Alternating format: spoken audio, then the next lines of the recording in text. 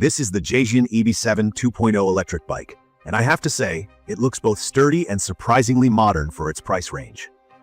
When I first opened the box, the frame immediately caught my attention. It gives off a simple, no-nonsense vibe with a black aluminum finish that feels solid in your hands, not cheap or flimsy.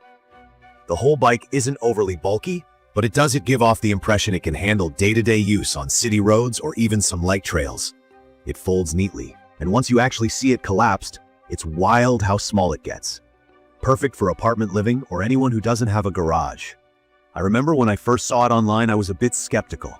The idea of an electric bike that's both powerful and portable often means higher prices or sacrificing quality somewhere.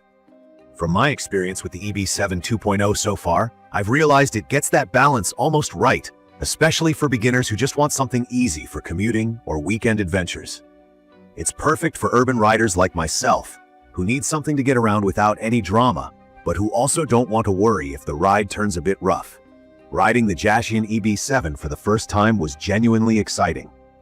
The 750-watt motor, which peaks at 1200 watts, gives you a boost the second you twist the throttle or start pedaling with assist mode on. For anyone new to e-bikes, throttle just means you can zoom off like a scooter by turning a handle. No pedaling needed if you're feeling lazy. Pedal assist, on the other hand, gives you motor support but still requires you to pedal, which is great for getting some exercise. The EB7's 5-level pedal assist makes it simple to find your comfort zone. Just set it and forget it. The bike picks up speed quickly, and with pedal assist, I easily hit 25 to 28 mph on flat roads. On just throttle, it feels strong, definitely more powerful than I expected from an affordable e-bike. Jasion claims it can tackle 25-degree hills, and from my rides up the inclines around my neighborhood, it doesn't disappoint unless you try to push it up something really steep without pedaling.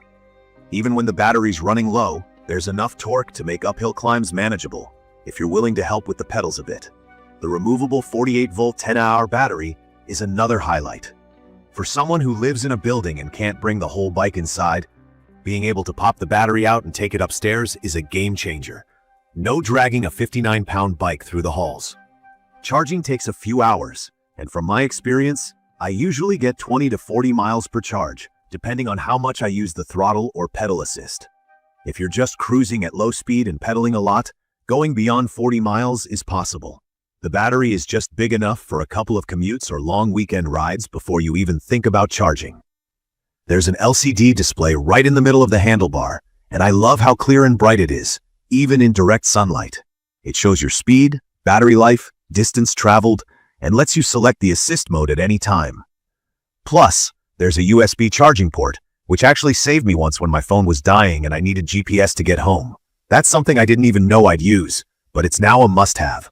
What honestly shocked me was how comfortable the ride is. The dual suspension, meaning both front and back, smooths out bumps in a way that a lot of city e-bikes in this price range just can't. With 20-inch fat tires, potholes and rough dirt paths aren't scary anymore.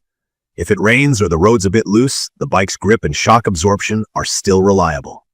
The seat is soft and keeps you pretty comfortable even after a longer trip, which is more than I can say for some of the stiff, rock-hard seats I've had on other folding bikes. Folding the bike is as easy as it looks. There are a couple of latches to undo, and the whole thing folds down to a size that fits in most car trunks. In my small SUV, it fits with room to spare. I used to hate lugging around full-size bikes when traveling, especially trying to stuff them in cars, so this has been a real relief. The folding pedals and handlebars only make things easier. Now, let's talk about my favorite parts of the Jasion EB7 2.0. The key features that stand out for me are definitely the motor and battery combo, which let me ride without always sweating the distance. The dual suspension is awesome for daily trips where the roads aren't always great, and that bright LCD display is actually useful in more ways than I expected.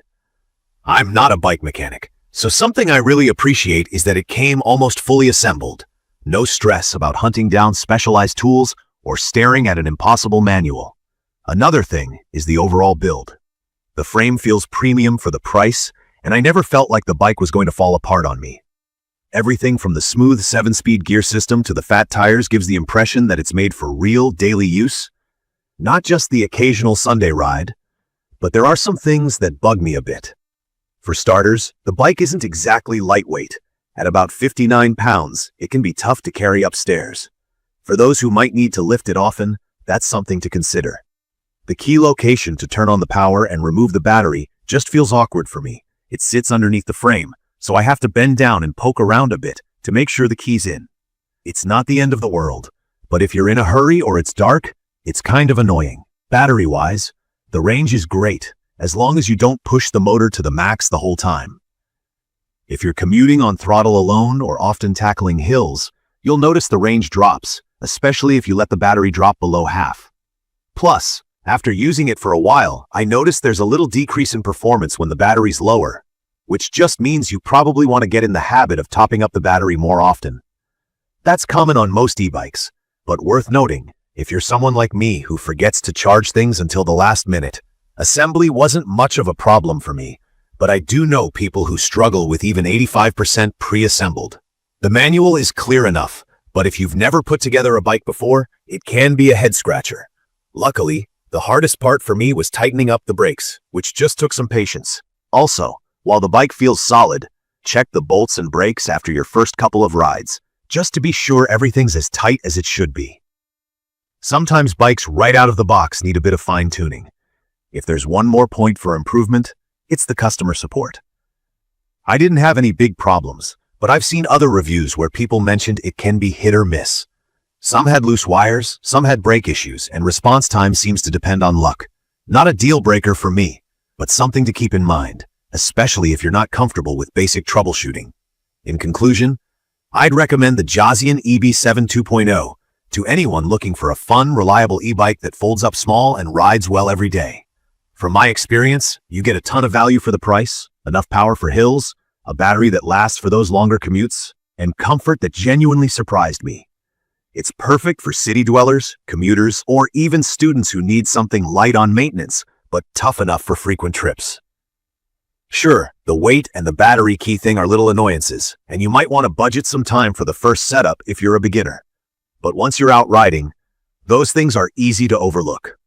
From my perspective, the balance between performance, portability, and price makes the EB7 2.0 an easy pick if you're thinking of making the switch to electric bikes. You can view detailed information about the Jasion EB7 2.0 electric bike in the comments section. Thank you for watching.